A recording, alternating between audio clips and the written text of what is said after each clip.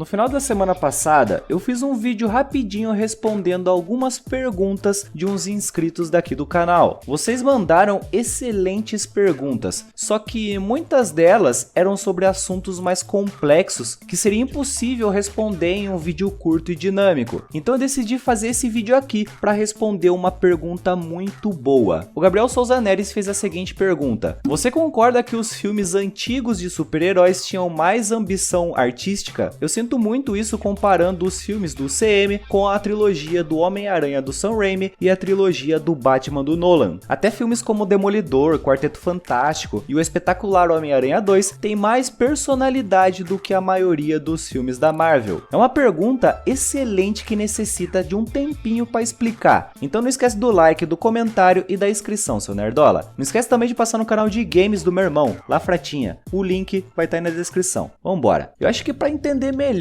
o que eu vou dizer, é preciso voltar lá pro início do MCU. Olha a gente voltando de novo pro Homem de Ferro de 2008. Quando esse filme foi lançado, o objetivo principal da Marvel era lançar o filme dos Vingadores. Isso aqui não é novidade. A Marvel fez um mega planejamento, onde ela lançaria um filme para cada personagem principal ali do grupo de heróis. Nesses filmes, além de apresentar os personagens principais como o Homem de Ferro, o Thor, o Capitão América e o Hulk, ela apresentaria vários secundários, como a Viúva Negra, o Gavião Arqueiro, o Nick Fury e até mesmo o vilão Loki. Por que a Marvel fez isso? Para quando chegar no filme evento, no caso os Vingadores, ela não precisasse perder tempo apresentando personagens. Isso deixaria o filme mais dinâmico e mais fácil de se contar a história. Ou seja, ela só queria unir esses personagens em um grande filme solo. A Marvel era a grande cabeça pensante desse universo compartilhado, dessa história maior. Só que o Kevin Feige, o Kevinho, não consegue dirigir tantos filmes ao mesmo tempo, mano. Então a Marvel vai começar a designar funções. Ela contrata diretores para fazerem os filmes. É simples, só que tem um porém. Esses diretores não iriam ter total liberdade criativa do filme. O que isso quer dizer? Eles não podem fazer o que quisessem com os personagens. O Jon Favreau, que foi o diretor do primeiro filme do Homem de Ferro, não poderia, sei lá, cortar um braço do Tony Stark logo no primeiro filme sem a autorização da Marvel. A Marvel só precisava que os diretores levassem os personagens do ponto A ao ponto B. O que isso significa? O Jon Favreau tinha que apresentar o Stark e transformar ele num herói que esteja pronto para aparecer lá em Os Vingadores. Imagina se na visão do Jon Favreau, o Tony Stark precisasse terminar o filme refugiado, sei lá, mano, no Alasca. Não, cara, ele não tem esse poder. O que eu quero dizer é que não importa o que os diretores pensassem sobre os personagens. Eles deveriam seguir uma cartilha que a própria Marvel decidiu. Eles basicamente são empregados. Eles vão fazer o que o Big Boss quiser. E isso, cara, iria ser assim durante toda a trajetória do MCU. É até hoje. Não importa o que o diretor do Thor pensasse. Quem manda é a Marvel. Então quando chegou o Taika Waititi e fez um filme de comédia do personagem, a culpa não é bem dele. Entende o que eu tô falando? O cara só tava seguindo ordens. Vamos usar um exemplo agora. Um diretor que teve a oportunidade de ser o chefão do filme em que ele estava trabalhando e também teve a oportunidade de só seguir ordens. Vamos falar do Sam Raimi. O Sam Raimi fez a trilogia do Homem-Aranha e um filme no MCU, Doutor Estranho no Multiverso da Loucura. Você já parou para pensar o porquê o Multiverso da Loucura é tão inferior aos filmes do Homem-Aranha? Será que o diretor desaprendeu a fazer filme? Tá velho, gaga? A resposta é não. A trilogia do Homem-Aranha, o Sam Raimi era o chefão. Era ele quem tomava as decisões. Era ele quem ditava para onde a história se encaminhava. Ele era o capitão do barco. Então quando vemos o Peter começar a história de um jeito, ter a sua trajetória e a sua conclusão, tudo isso foi decisão do próprio Sam Raimi. Ele fez o que ele pensava ser o melhor pro personagem. Ele colocou a visão dele naquela obra. Tanto que no momento em que outras pessoas quiseram meter o nariz na franquia, foi quando deu a merda. Quando a Sony chegou e obrigou o cara a enfiar o Venom na história, sem um planejamento, foi quando deu ruim. O Sam Raimi viu isso e pulou fora, porque provavelmente não era esse o combinado. Mas espera aí, então por que ele aceitou seguir ordens lá em Multiverso da Loucura? Bom, aí você tem que ver com ele, mano. Vai ver, ele só queria ter seu nome gravado nessa cultura nerdola, coisa que muitos atores quiseram depois que viram o sucesso dos filmes de super-heróis. super-heróis. Em Multiverso da Loucura, o Sam Raimi viveu o outro lado da história. Ele agora era só um empregado. A Marvel precisava que ele levasse a história do ponto A ao ponto B. Não era a decisão dele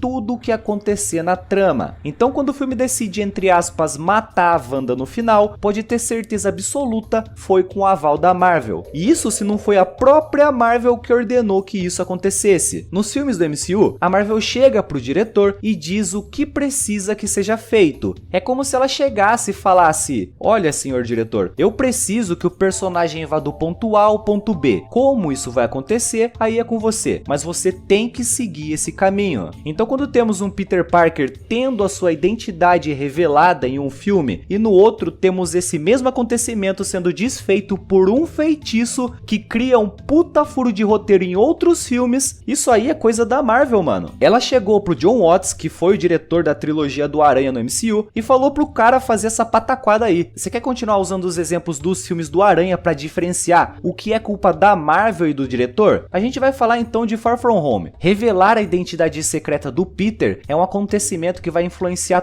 todo o MCU. Isso aí, cara, isso aí é decisão da Marvel. Durante o filme, o Peter decide entregar a arma mais poderosa do mundo pra um cara que ele acabou de conhecer. Isso aí é decisão do diretor. Como eu sei disso? Porque esse acontecimento é pequeno, é algo que vai ter peso só ali naquele filme e vai ser resolvido no final. É pataquada da galera que fez o filme. O Peter termina o filme de Homecoming não aceitando entrar nos Vingadores. Isso aí é decisão da Marvel? Já que tem um peso pro MCU todo? Não, é decisão do diretor. Nossa, La Fruta, mas esse acontecimento é grande. Exato, mano, você tem razão. Mas logo no próximo filme em que o Homem-Aranha aparece, que é Guerra Infinita, esse acontecimento é desfeito. O Peter aceita sem objeção nenhuma entrar pros Vingadores no meio do filme. Tipo, por que ele aceitou agora se no filme anterior ele não aceitou? A Marvel foi lá e desfez a decisão do diretor por conta do seu plano maior. Isso acontece no MCU todo, cara. A própria mudança de tom do personagem do Thor, onde nos primeiros filmes era um personagem mais sério e tomou um rumo diferente lá em Ragnarok. A Marvel deixou o personagem bem mais cômico. Isso não é culpa do Taika Waititi. Então é por isso que a gente não deve botar a culpa de Amor e Trovão ser ruim totalmente na conta do cara. Ultimato termina com o Thor se unindo aos Guardiões da Galáxia. Claramente, mano, assistindo a isso aqui, a gente entende que as aventuras do personagem vai ser com os Guardiões. Em Amor e Trovão, o Thor se separa deles em 10 minutos de filme, cara. E isso não é culpa do Taika, mano. A Marvel decidiu isso aí. Agora a gente vai voltar lá pra pergunta do Gabriel Neres. Você concorda que os filmes antigos tinham mais ambição artística? A resposta é óbvia, sim. Antes, o diretor era quem mandava. Era ele que tomava as decisões. Então, quando a Warner chega e contrata o Nolan pra fazer os filmes do Batman, ela quer que o Nolan faça os filmes com a visão dele sobre o personagem. A visão do diretor sempre vai ser mais criativa que a da produtora. A produtora, cara, só quer lucro. Tanto que vemos muitos filmes legais que têm uma boa visão criativa não tendo uma sequência porque simplesmente não deu lucro. Se você fosse a produtora, você iria produzir um filme que deu prejuízo? Mano, é óbvio que não. E o melhor exemplo disso é o DCU. A Warner foi lá, contratou o Zack Snyder para tomar conta do seu universo compartilhado. O Zequinha foi e fez loucuras em Homem de Aço e Batman vs Superman. Esses dois filmes, mano, é tudo decisão criativa do Snyder. Sabe por quê? Porque a Marvel decidiu sacar ele depois que percebeu que seus filmes eram, no mínimo, questionáveis. No caso aqui, a Warner não se importou se tava dando lucro ou não. Ela só foi lá e tirou o cara. O que fez com que todo o planejamento ficasse bagunçado. Porque a grande mente pensante saiu, cara. O DCU teve um começo criativo e depois trocou porque a produtora quis. Por mais que a parte criativa tivesse decisões estranhas, a gente via que os filmes do Snyder eram a visão dele. E foi o melhor momento do DCU no cinema. Olha que doideira eu defendendo o Zequinha. A que ponto chegamos? O que a Warner deveria ter feito é bancado a visão do cara. Porque ele era a mente pensante do projeto. Seria a mesma coisa que a Warner contratasse outra pessoa para fazer um quarto filme do Batman do Nolan. Seria um Batman do Nolan sem o Nolan. Ou seja, a grande mente criativa teria saído. Então quando dizemos que antes os filmes tinham mais visão criativa que os de hoje, é bem verdade, mano. Porque nós tínhamos um Sam Raimi se preocupando apenas com o Homem-Aranha. Tínhamos um Nolan se preocupando apenas com o Batman. Então esses caras ficavam focados em um único projeto. A Marvel, pô,